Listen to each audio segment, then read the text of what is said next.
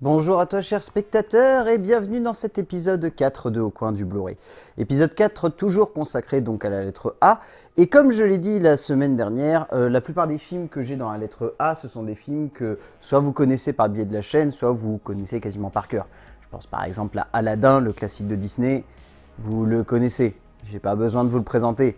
Que ce soit Arctic. Arctic est un film que j'ai mis dans mon top il y a maintenant 2 ans. Et pareil, j'ai pas besoin forcément de vous le remémorer. Tout comme Anomalisa qui a fini numéro 1 de l'un de mes premiers tops ciné de la chaîne.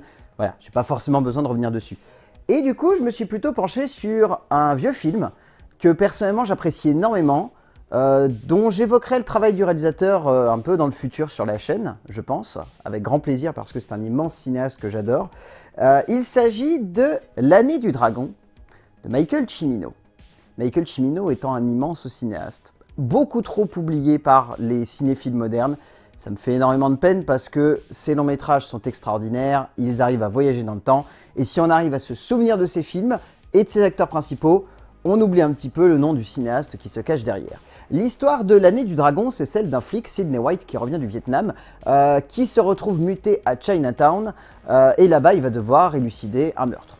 C'est assez simple comme histoire, c'est assez classique, mais ce qui fait la grande force de ce film, c'est que il a une grosse vibe années 80 qui fonctionne du feu de Dieu.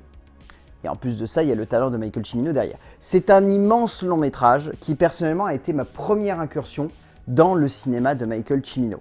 J'ai découvert ce film bien avant de découvrir Voyage au bout de l'enfer, bien avant de découvrir Le Canardeur, bien avant de découvrir l'extraordinaire chef-d'œuvre qu'est La Porte du Paradis. J'ai découvert en premier L'année du dragon avec Mickey Rourke.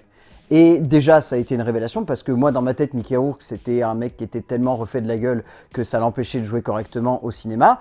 Parce que j'avais vu The Wrestler et dans ma tête, il avait une tête absolument ignoble et ça n'a fait que de se dégrader. Je vous invite à regarder la tête qu'il a aujourd'hui, Mickey Rourke, mais ça fait un peu mal au cœur. Mais au-delà de ça, j'ai découvert un gros morceau de cinéma. Parce que L'année du dragon, il faut savoir que d'un point de vue historique, dans la carrière de Michael Cimino, c'est le film d'après l'échec. Parce que La Porte du Paradis est considérée comme la fin d'un certain cinéma à Hollywood. La fin d'une époque bénie où on pouvait se permettre de faire des projets démesurés de manière assez indépendante pour pouvoir totalement dominer le sujet. Et où du coup, Michael Cimino a fait La Porte du Paradis, qui est un immense chef-d'œuvre, mais qui a bidé, mais d'une puissance folle à l'époque où il est sorti. Ça reste l'un des plus gros bids de l'histoire du cinéma. Et ça fait vraiment mal. Et du coup, derrière, il a eu du mal à se relever. Et d'ailleurs, il aura du mal à se relever parce que je pense, si je ne me plante pas, qu'après La Porte du Paradis, il ne réalisera que 2 autres films qui sont excellents, mais ont été complètement oubliés du public. Il y a L'année du dragon et il y a un autre film qui est très bon. Mais L'année du dragon est un morceau de cinéma à l'état brut que si vous ne l'avez jamais vu, je vous conseille plus que jamais de découvrir parce que réellement c'est un des films qui m'a le plus scotché par sa maîtrise à la fois de la mise en scène, par son écriture qui, il faut le rappeler, est tout de même écrite par Michael Cimino, mais également par Oliver Stone. Et ça se ressent dans l'écriture. Il y a vraiment ce côté un peu fumé et déglingué d'Oliver Stone des années 80, qui à la fois réalisait des films comme Platoon et en même temps à côté écrivait des scénarios comme Scarface ou comme donc L'année du dragon. Et il y a cette espèce d'ambiance si atypique, si étonnante en fait de l'époque qui plonge ce personnage dans les méandres d'une époque où il se retrouve à déambuler dans des quartiers plus noirs et plus craspec les uns que les autres, dans une espèce d'atmosphère qui emballe chacune des images que Michael Cimino met en scène. C'est vraiment un film qui me scotche à chaque fois que je le vois parce que tout est impérial là-dedans.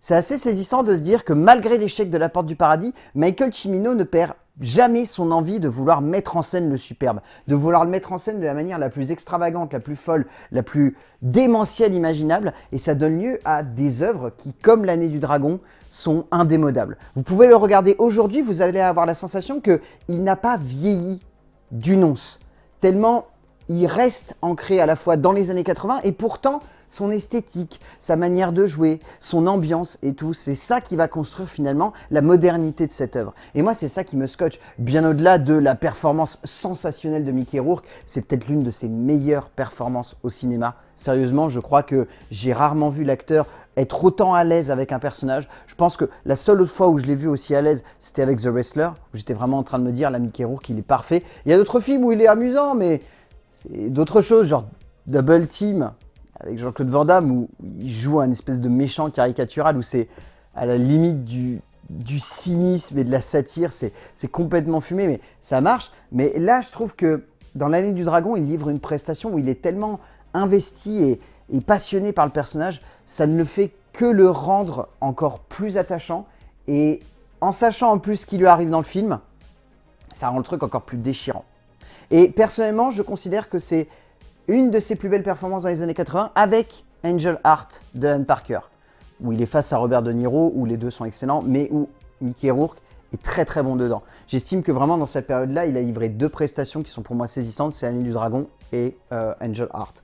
En termes de bonus sur ce Blu-ray, il n'y a pas grand-chose à se mettre sous la dent. Je dois avouer que Carlotta, à mon avis, n'a pas eu grand-chose finalement à pouvoir mettre dessus. Il y a juste une préface de Jean-Baptiste Toré, qui est un critique de cinéma. C'est plus ou moins intéressant, ça permet au moins d'introduire le film. À la limite, je préfère presque plus l'introduction de La Porte du Paradis, qui est faite par Michael Cimino, qui dit que vraiment ça lui fait du bien d'avoir pu se rabibocher avec ce film, parce que là, bon, elle est sympathique cette intro, mais sans plus, et sinon il n'y a que des bandes annonces, donc honnêtement, ce Blu-ray, en termes de bonus, ça vaut pas trop le coup. Heureusement que la qualité du film est exceptionnelle et que le remaster est superbement fait, parce que sinon, cette galette n'aurait pas vraiment d'intérêt.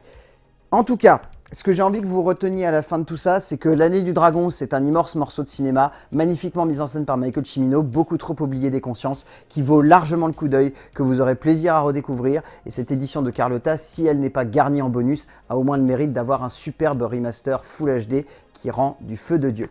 Donc regardez L'Année du Dragon de Michael Cimino, ça déboîte. Ainsi s'achève cet épisode 4 de Au Coin du Blu-ray. Comme d'habitude, j'espère qu'il vous aura plu. N'hésitez pas à me mettre dans les commentaires, comme toujours, ce que vous avez pensé de L'Année du Dragon.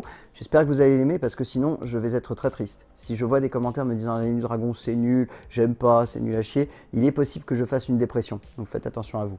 Et d'ici là, je vais vous dire ce que je vous dis désormais à chaque fois à la fin de cette émission.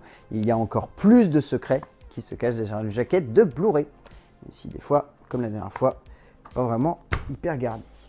Ça, c'est dommage quand même.